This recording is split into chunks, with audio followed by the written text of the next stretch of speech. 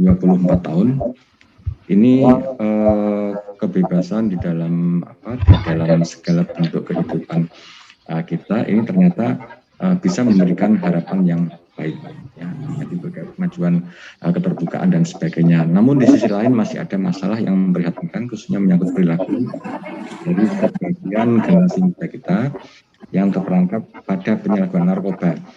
Ingat, narkoba ini sudah dideklar ya baik oleh BNN ataupun juga para penegak hukum, ini setara dengan tindak pidana terorisme.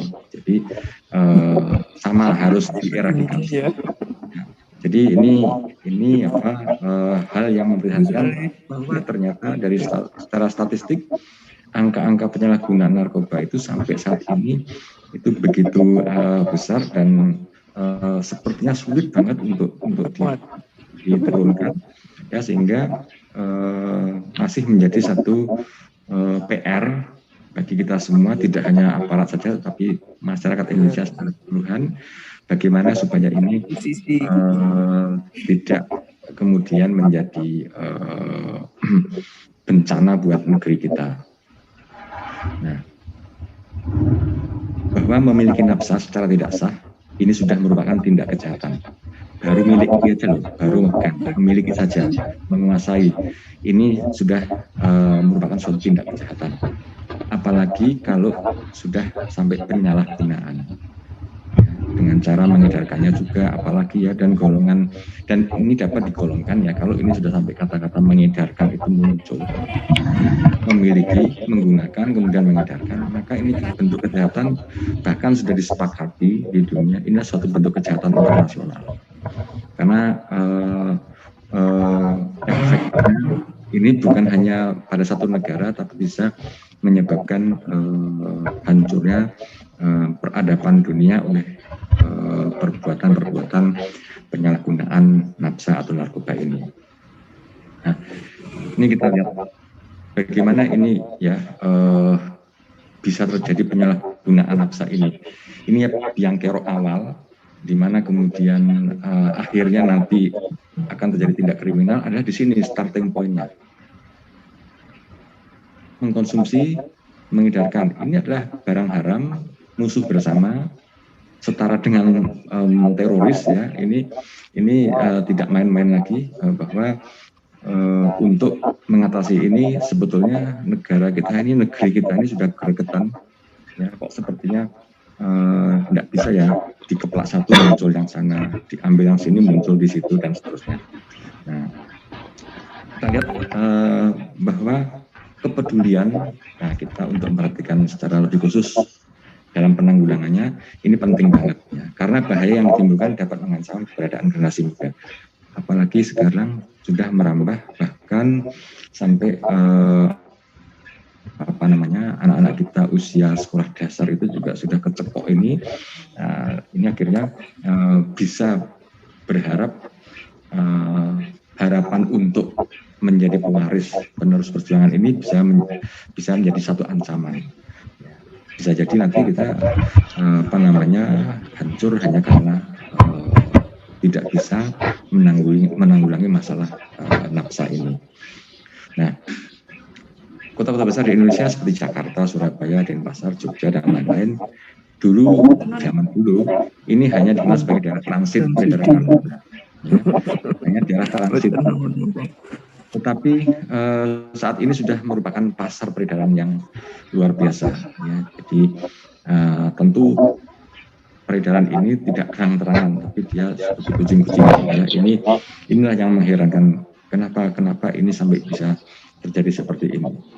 Tadi sudah dikatakan bahwa memiliki saja atau menguasai saja itu sudah kejahatan. Apalagi kalau sampai mengedarkan. Ya, ini suatu kejahatan internasional yang seperti itu. Jadi sasaran pasar peredaran nafsa sekarang ini tidak terbatas pada orang-orang yang berkembang dulu zaman tahun 70-an. Tahun 70-an barangkali adik-adik sudah lahir apa belum ya. Ya, seperti itu kira-kira tren penggunaan nafsa ini ada pada orang-orang yang keluar dari keluarga yang berkembang, frustasi maupun orang-orang yang berkehidupan malam.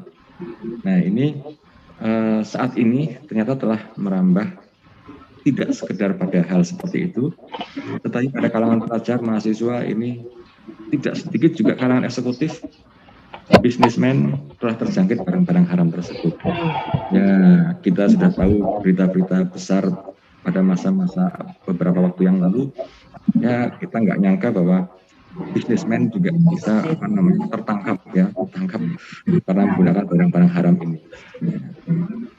Kemudian di satu sisi ini adalah bahan yang berguna di bidang pengobatan, pelayanan kesehatan, dan pengembangan ilmu pengetahuan. Artinya nafsa itu memang tidak dinaifkan untuk bisa dipergunakan, namun secara indikatif di situ untuk kegiatan bidang pengetahuan kedokteran dan kefarmasian.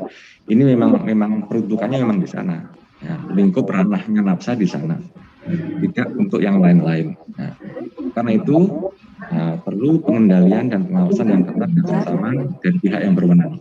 Jadi jelas kalau saat ini saya pun sudah percaya bahwa pengendalian pengawasan itu sudah ada, tetapi kebocoran yang ada entah dari mana itu juga ada. Ya, ini akan menjadi satu PR. Sesungguhnya pengendalian yang benar dan pengawasan yang benar itu seperti apa? Karena penyalahgunaan nafsa ini dapat menimbulkan ketagihan dan ketergantungan, dan disinilah lingkaran setan itu mulai. Kalau sudah adiksi, ini lingkaran setan itu mulai. Apapun dia akan lakukan untuk mendapatkan barang itu. Nah, partisipasi masyarakat dalam upaya pencegahan penyalahgunaan dan peredaran narkoba ini dapat dengan mengikuti atau menghadiri penyuluhan-penyuluhan tentang bahaya penyalahgunaan nafsa yang mungkin bisa disisipkan di dalam kegiatan-kegiatan pengabdian kepada masyarakat. Kalau itu di tempat-tempat ibadah, ini dikaitkan dalam ceramah-ceramah. Ini adalah tempat yang bisa dipakai untuk kegiatan promosi anti narkoba. Ya, sebetulnya untuk membuat anti narkoba menjadi darah daging atau mendarah daging, ini memang tidak boleh dilakukan cuma sekali dua kali, tapi ini berkelanjutan terus menerus. Ya, upaya harus terus menerus. Kemudian sepintas jenis-jenis nafsa, ini ada beberapa jenis, ada narkotika, psikotropika, yang kemudian penggunaan secara medis dan farmasis ini diatur. Kalau narkotika itu berciri zat atau obat yang berasal dari tanaman, baik sintesis maupun yang semi sintesis. Ini punya efek untuk menurunkan kesadaran dan menghilangkan nyeri. Ini zaman awal ketika narkotika ini masih perawan zaman dulu, yang dipergunakan di bidang dokter untuk tim medis perang, zaman perang dunia kedua dulu, ini tim medis itu untuk ada tentara yang terluka, itu penghilang nyerinya ya pakai narkotika. Kemudian psikotropika, ini zat atau obat baik alamiah maupun sintetis yang bukan narkotika. Artinya dia bukan narkotika, tapi dia mempunyai efek mempengaruhi mental dan perilaku. Nah, ini adalah perbedaan narkotika dengan psikotropika. Berikutnya, keluarkan nafsa yang lain adalah minuman keras, alkohol berapapun juga bentuknya, berapapun juga kadarnya. Ini adalah bagian yang bisa menyebabkan adiksi, bisa mengganggu eksistensi fisik maupun juga mental dari yang mengkonsumsinya.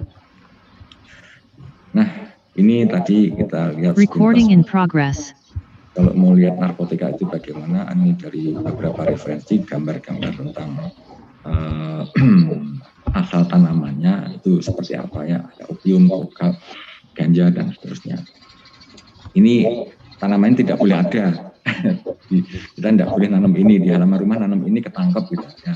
Itu jadi jangan coba-coba. Oke. Kemudian psikotropika ini bentuknya karena dia bukan narkotika, tetapi dia bisa mempengaruhi mental perilaku. Bentuknya adalah sudah bentuk regimen-regimen yang biasanya dipakai atau dipergunakan dalam terapi pada mereka-mereka atau saudara-saudara kita yang mengalami gangguan kejiwaan. Ini adalah bentuknya seperti ini. Jadi kalau tadi kita lihat narkotika itu secara garis besar gambarnya tampak tumbuh-tumbuhan sumber produksinya, maka kalau dia psikotropika gambarnya seperti ini supaya kita mudah ingat bedanya di situ. Nah, faktor yang menyebabkan penyalahgunaan ada 2 faktor, yaitu faktor lingkungan serta faktor kepribadian. Lingkungan pergaulan ini tentu di zaman era reformasi ini siapapun boleh bergaul dengan siapa, itu seolah-olah nggak ada batasnya lagi. Celakanya kalau dia kemudian masuk lingkungan yang haram, yang berisi obat-obatan seperti ini, juga sekali mudah terikut. Ya, satu itu bergaul, yang kedua coba-coba hal yang baru. Nah, ini pertama kali pakai kok seperti gini rasanya, tapi dicoba lagi, dicoba, akhirnya ketagihan. Kemudian kesempatan yang memungkinkan, curi-curi tempat, curi-curi waktu, kemudian dia pakai, lalu ketemu komunitasnya dan sebagainya. Secara semacam hit and run, ini adalah kesempatan yang mungkin yang terjadinya penyalahgunaan itu. Kemudian didukung adanya sarana dan prasarana, artinya bukan disediakan oleh negara ya sarana prasarana ini, tetapi mereka bisa mendapatkan secara gelap alat atau ubur rampe untuk memakai barang-barang haram itu. Faktor yang kedua, faktor kepribadian. Jadi ini orang rendah diri yang stabilisasi emosinya sering sekali goyang, kemudian lemah mental, lalu merasa bahwa kalau pakai narkoba atau nafsa itu bisa keren, aksi eksis. Nah, ini adalah faktor kepribadian. Nah, ini yang yang patut diwaspadai dan kita patut tahu. Nah, karena ini faktor penyebab ini adalah satu cikal bakal nanti akhirnya berakhir pada satu keinginan berbuat kriminal karena dia harus punya barang ini. Nah, ini. Kemudian pengaruh buruknya, ya, bila disalahgunakan secara semula akan timbul satu, ini ketergantungan, itu sudah pasti. Kemudian gangguan fisik dan psikologis, dan yang biasanya kemudian mematikan itu apabila terjadi kerusakan pada sistem saraf pusat. Jadi ketika kena otaknya tidak bisa kembali pulih, cuma ada 2, yaitu mati atau dia cacat mental karena SSO gangguan otak organik. Ini akan menyebabkan keadaan yang sangat merepotkan keluarganya. Nah, kemudian mari kita lihat juga tingkatan penyalahgunaan itu ada coba-coba untuk senang-senang menggunakan pada saat satu keadaan tertentu pada untuk prestis tadi ya seperti itu. Kemudian penyalahgunaannya dan ketergantungan. Jadi tingkat yang paling berbahaya adalah kalau sudah sampai pada ketergantungan. Ya, tapi semuanya selalu berangkat dari coba-coba. Nah, ketika sudah sampai pada ketergantungan, disinilah kemudian ada efek-efek lain di mana dia harus dapat barang itu apapun caranya. Nah, ini adalah satu pakem atau ismenya kriminal. Jadi kriminalisme itu ada di situ untuk kasus penyalahgunaan nafsa ini. Kemudian secara fisik barangkali kalau masih pada awal ini masih bisa didetoks, kemudian bisa diobati ya. Ini yang terkena selain pada sistem saraf pusat, saraf tepi, juga pada kardiovaskuler. Bahkan mereka yang menggunakan barang ini dengan cara parenteral ya, dengan injeksi, dengan baik subkutan ataupun juga intravasa, ini mudah bernanah ada luka-luka infeksi pada kulit ya, entah karena bisa karena alerginya yang ada infeksi, lalu tumbuh nanah dan sebagainya, bahkan terjadi infeksi-infeksi pada pembuluh darah yang sering dipakai untuk menusuk. Kemudian gangguan pada paru-paru, tentu ini kesukaan bernafasnya atau pengerasan jaringan paru yang terjadi atau fibrillasi di sini sama beratnya sama orang yang terkena efek dari COVID-19 yang ada sekarang ini. Jadi tidak bisa dipandang enteng dari sisi dampak fisik. Kemudian gejala-gejala sering sakit kepala, mual-mual dan muntah-muntah. kemudian gangguan hormonal, risiko tertular penyakit-penyakit hepatitis, kemudian HIV, yang tentu penyakit-penyakit ini yang sampai saat ini juga belum ada obatnya. Overdosis adalah nanti efek akut ketika dia memakai tidak bisa memuaskan capaian dari keinginan ketergantungannya itu, hingga akhirnya secara psikologi dia ingin minum konsumsi terus barang itu, namun secara fisik sudah tidak mampu lagi mekanisme fisik untuk menahan atau menerima obat itu, sehingga terjadi yang orang bilang sering sekarat overdosis itu. Sebenarnya ada bentuk dari manifestasi toksikologik ya, yang biasanya berakhir dengan kematian. Kemudian dampak psikis ini adik-adik, saudara sekalian, bahwa satu, mulai lamban bekerja, ceroboh, tegang dan gelisah, hilang rasa percaya diri, apatis, tukang menghayal, penuh curiga, lalu kemudian gampang sekali marah, agitatif, ya, brutal, sulit berkonsentrasi, dengan perasaan kesal dan tertekan, kemudian cenderung menyakiti diri sendiri, perasaan tidak aman, bahkan bunuh diri. Bunuh diri dengan cara ini masuk kriminal. Kalau bunuh dirinya dia langsung mati, ya beres. Jadi kalau dia tidak mati, dia bisa dicari kenapa dia membunuh diri, akhirnya ketemu, ya ini pidana.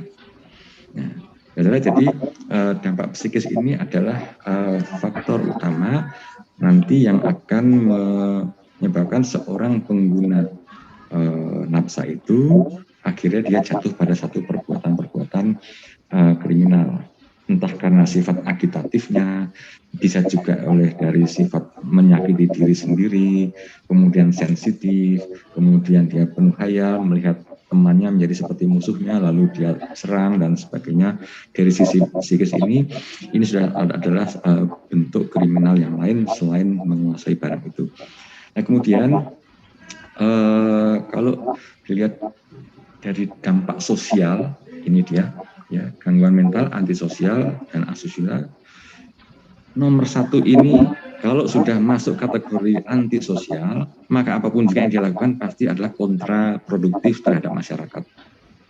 Artinya apa? Ya ini sudah, dia mungkin terlahir sebagai orang yang baik-baik saja, tetapi karena pengaruh dia penggunaan nafsa yang begitu kronik, ya, ini akibatnya ketika dia sudah pada tahap ketergantungan, maka segala cara akan dia gunakan untuk dia mendapatkan itu. Ini yang kita lihat sebagai segala cara apapun dia lakukan untuk mendapatkan sesuatu, itu adalah antisosial. Ini adalah kata kunci kriminal yang terjadi pada kalangan pengguna penyalahgunaan nafsa. Jadi sekali lagi adik-adik, sikap antisosial ini akan faktor yang sangat-sangat dominan ada pada orang yang melakukan tindak kriminal oleh karena efek dari nafsa. Kalau sudah demikian, maka dia akan dikucilkan oleh lingkungan. Nah, dikucilkan oleh lingkungan pun ini akan menjadi lingkaran setan kembali, ya, sehingga dia semakin bagaimana supaya saya bisa semakin ditakuti, semakin saya bisa semena-mena dan sebagainya, maka saya harus makin terus. Ya. Nah, efek lainnya kemudian tentu saja keluarga yang ikut-ikut terseret untuk kegiatan-kegiatan yang kontraproduktif tadi, ya. Kemudian tentu sudah pasti dia tidak bisa lagi sekolah, karena tidak mungkin sepanjang dia tidak bisa diatasi masalah ketergantungannya, pendidikan menjadi terganggu, masa depan suram, madesur kata orang zaman dulu. Ya, ini kalau sudah masa depan suram, maka dia menjadi orang yang berputus asa, larinya akhirnya ke nafsa lagi dan seterusnya. Jadi dampak fisik, psikis, dan sosial ini sangat erat hubungannya. Ketergantungan fisik akan memberikan rasa sakit yang luar biasa, sakau ini biasanya kalau seperti ini. Bila sampai dari putus obat, sehingga dia harus bagaimana bisa dapat konsumsi itu. selalu akan diikuti dengan dorongan psikologis berupa keinginan sangat kuat untuk mengkonsumsi terus-menerus. Nah, ini makanya kalau di rumah sakit ketergantungan obat ini dilakukan teknik tapering off, artinya tidak boleh dihentikan mendadak. Di situ juga diatur dosisnya, diturunkan terus sampai dia bebas ya, sampai rasa sakit itu sebagainya. Nah, ini kemudian tampak dampak sosialnya ya. Dorongan untuk membohongi orang tua, mencuri, pemarah, manipulatif, dan lain-lain. Ini merupakan lingkaran setan yang terjadi terus-menerus, yang tidak akan berhenti kalau tidak di-stop. Tentu men-stop penggunaan nafsa ini adalah dengan cara yang lagi artis, itu harus dengan tekniknya di rumah sakit dengan obat. Nah, ini yang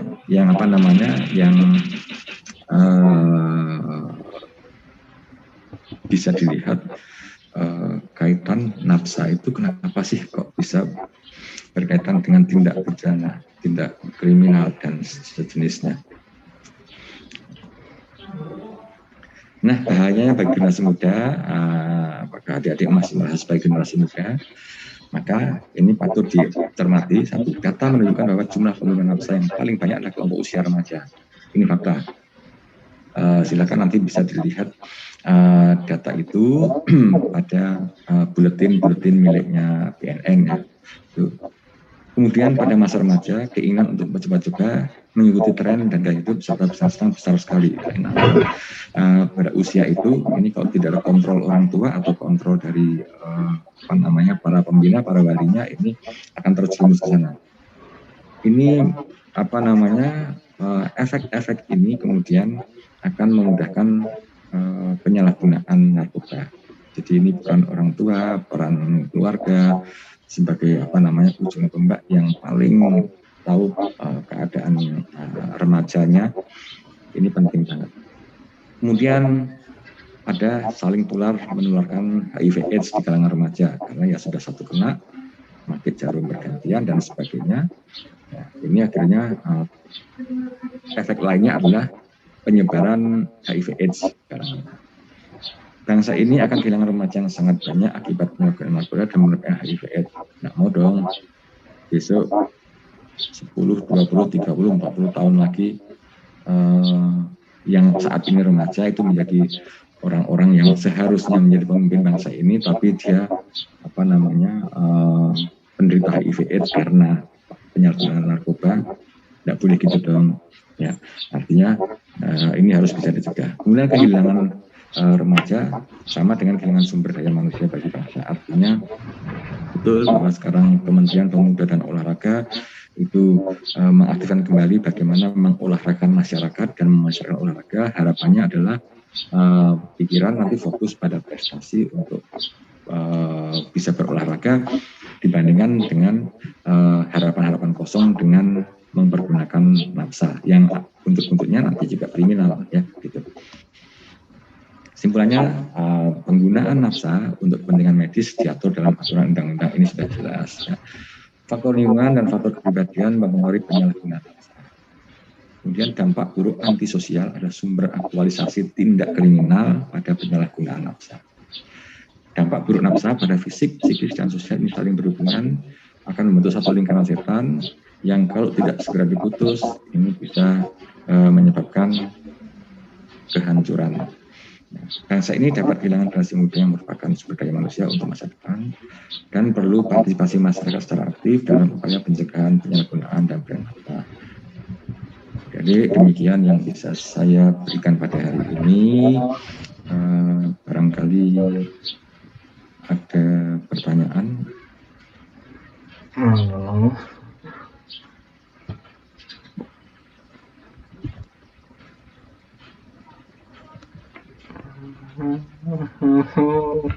Ada yang ingin bertanya?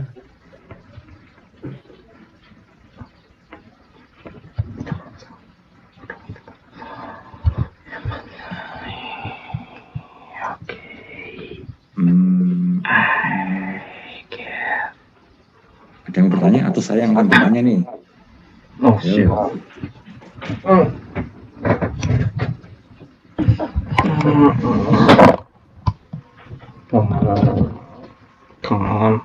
Nanti materinya bisa saya kirimkan melalui Dr. Dewanto ya. Jadi ada ya bisa di Oke. Apakah ada pertanyaan? Ya, this basic, I Ada mean. pertanyaan? Dari saya sejauh ini belum, Pak. Oh ya, silakan. Kalau ada. Ya, kalau ada.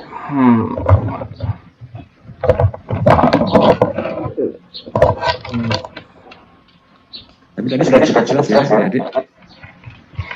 Saudara? Iya, cukup jelas, Pak. Baik, nanti setelah lebih jelas bisa nanti materinya bisa dimintakan, nanti akan saya kirimkan lewat Dr. Dewanto. Oh iya. Baik, kalau begitu kita sudah 4 jam kalau nggak salah ya bertemu hari ini. Oh, 4 jam. Dan tidak ada yang bertanya. 4 jam. Maka mungkin saya akhiri kuliah pagi ini. Kalau ada manfaatnya itu semata-mata karena kebaikan dari Allah Subhanahu wa Ta'ala, silahkan diambil semuanya. Kalau di sini ada kurangnya semata-mata karena kekurangan dari diri saya sendiri, tidak usah diambil. Mudah-mudahan bermanfaat semuanya. Dan saya selalu mendoakan semuanya tetap semangat, tetap sehat. Social distancing-nya tetap dijaga, termasuk jauhi narkoba, jangan coba-coba. Kemudian tetap semangat dan semoga selalu bisa berbahagia hidupnya. Terima kasih. Selamat pagi. Assalamualaikum warahmatullahi wabarakatuh. Selamat pagi, Pak. Terima kasih, Pak. Terima kasih, Pak. Terima kasih, Pak. Saya izin. Recording stopped.